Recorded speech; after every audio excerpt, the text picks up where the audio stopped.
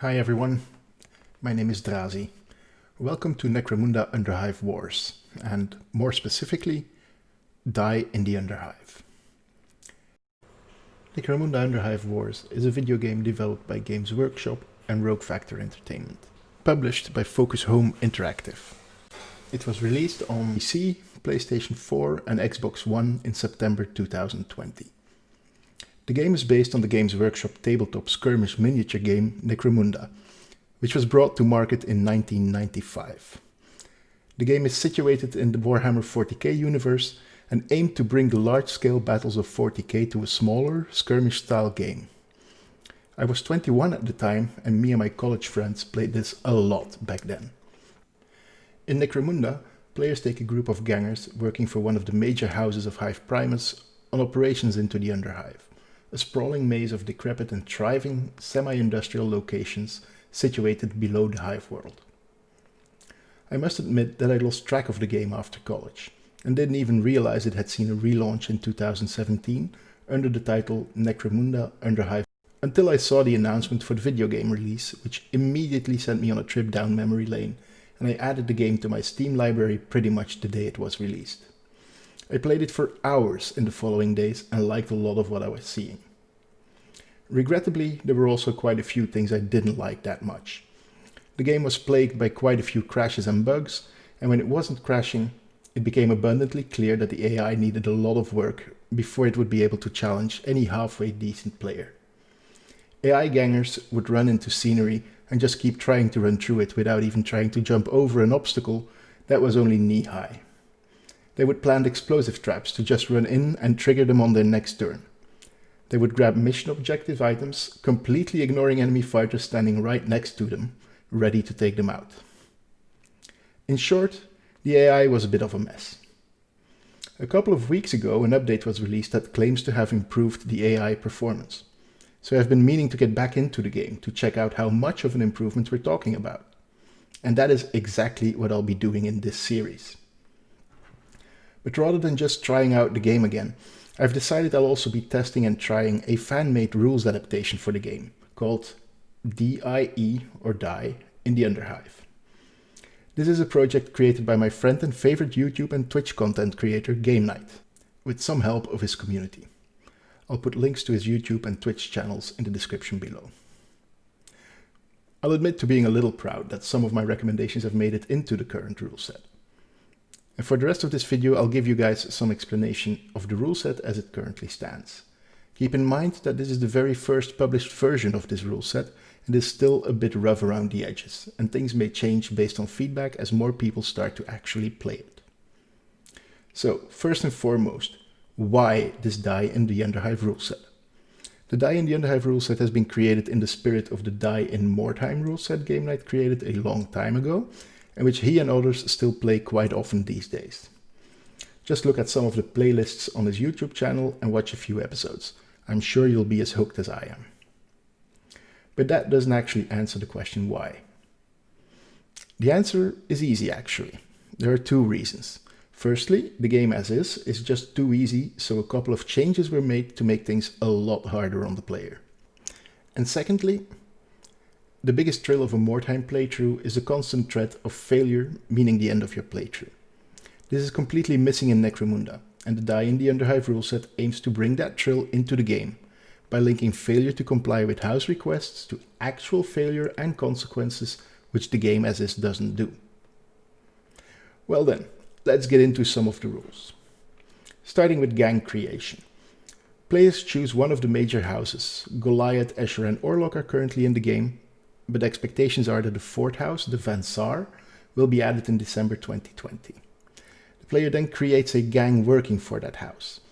In the D.I.E in the Underhive rules, players have to create a gang consisting of one leader and up to 3 green juves to start with.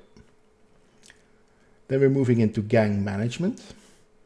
Over the course of the game, the D.I.E rule set allows a maximum of 5 gangers to be in the gang at any given time.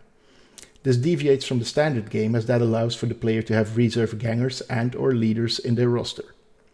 Players cannot fire any of their gangers once they're hired, and if a new ganger needs to be hired, generally because another one has died, that has to be a green juve again.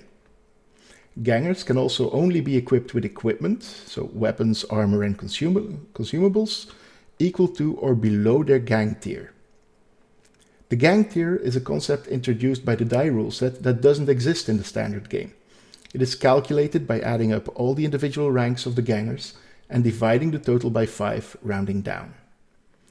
The standard game allows for playing multiplayer missions with the same gang that is used for the regular operations. This is not allowed within the D.I.E ruleset. And then moving on to operations management. The game progresses through the concept of operations that consist of a number of missions. In the standard game, difficulty of these operations ranges from very easy to deadly, but in the D.I.E ruleset, every operation will be played at the deadly difficulty. This pits the player against AI gangs that far outrank them in the beginning. At the start of every operation, the standard game allows players to spend infamy to get bonuses to their starting setup, but under the D.I.E ruleset, no infamy can be spent. Players also get the opportunity to raise 2 facilities that provide bonuses. In D.I.E, only the medical lab and salvaging bench facilities are allowed to be chosen. And then for the actual missions, as every operation will be a deadly one, the player is free to choose any mission within the operation. They will always have the chance to choose between at least 2, unless their base is under attack, at which point they have to defend that base. At the start of the mission, players need to deploy their gangers. Under the D.I.E ruleset, players need to randomize the deployment zone they will use, and all gangers need to be deployed in the same zone. After deployment, the player is not allowed to visualize the map of the mission. Likewise, using the control key to clearly show mission objectives and opponent gangers in the environment is forbidden. The player only gets to see what their gangers see as they move around the Underhive. Also, as a reminder, no use of weapons with a higher rank than the gang tier is allowed during missions. The same is true for armor and consumables. Then moving on to the win condition. The game ends in victory when the gang reaches gang tier 10. The only way to do this is to have all 5 gang members reach rank 10. And then the lose condition. This is the big thing missing from the standard game. In the D.I.E ruleset, gangs have to complete the house requests during their operations. Failure to do so will result in reprisals by their sponsor house. At the first failure, the house sends some bruises to demonstrate that non-compliance with house requests is frowned upon. In the next mission, the player has to allow for their lowest ranked ganger, not their leader, to be taken out of action without him taking part in the mission in any way other than running up to an enemy and allowing itself to be taken out. At the second failure, house leadership is convinced that an even clearer message is required, and they send an assassin to take out a random ganger in the gang. The player should randomize between all of their gangers, again not their leader, and fire that ganger from their roster. After a third failure, your sponsor house has just about had it with your leading capabilities, and they send an even larger group of bruisers to teach your gang leader a lesson. In the next mission, the player has to allow for their leader to be taken out of action without him taking part in the mission in any way other than running up to an enemy and allowing him or herself to be taken out.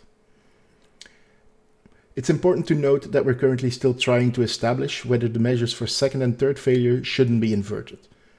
So this may change soon. I personally believe they should be. A fourth failure means the end of the gang. House leadership retracts their sponsorship, which in the Underhive entails the gang quickly runs out of means to defend and protect themselves, and their members are either killed or absorbed into rival gangs. Or sold into slavery, but let's not mention that. Here are also some currently optional rules that may or may not make it into the rule set depending on further testing. Randomize skill or skill category.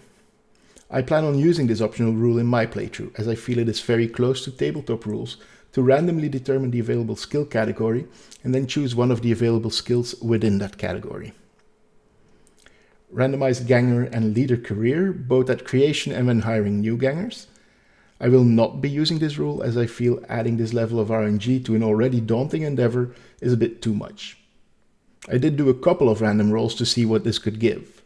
4 brawler, 1 lay mechanic Orlog gang, anyone? Randomize missions. Again, I will not be using this rule, as carefully choosing your missions and strategies based on your house requests is the only way to victory in my opinion. Randomize individual ganger deployment location at start of missions. I won't be using this one either. Again, I feel adding more RNG is going to make it virtually impossible to achieve your goals in the early to mid game. No consumables allowed. Nope, not using this one either. Grenades are a substantial part of my strategy. No extraction allowed. I probably dislike this option the most of all of them. In the early game, this just means that unless you manage to hide from 2 or 3 rival gangs that outmatch you on every level, your gangers will just be taken out of action, probably lose their equipment and won't bring home any mission objective resources. Again, extracting after achieving what I set out to do in any given mission is an integral part of my strategy, and I don't see it possible to achieve the house requests without doing this. In closing, I want to repeat again that this whole idea of D.I.E in the Underhive comes from GamekNight, and I'd like to thank him for allowing his community members, myself included, to contribute to this with ideas and testing. I also want to explicitly thank him for letting me use the logo he created for this. Well, I gotta say, I'm really excited to try this out, and I hope you'll follow the adventures of Draazi's Raiders, my Orlog gang, in the upcoming episodes of this series.